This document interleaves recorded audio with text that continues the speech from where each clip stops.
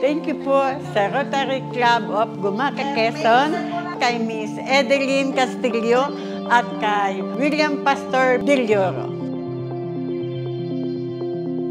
Nandito po kami ngayon at nagsasagawa po kami sa aming proyekto ng Dental Liwanag Pustiso para kay Lolo at Lola. Handog po ito ng Rotary Club of Gumaca, Quezon. Ito po inihahandog namin sa mga senior citizen para sila po ay magkaroon ng magandang smile. Ito po ay pinasimulan namin ngayong taong ito sa aking termino po sa Hope Creating Year po.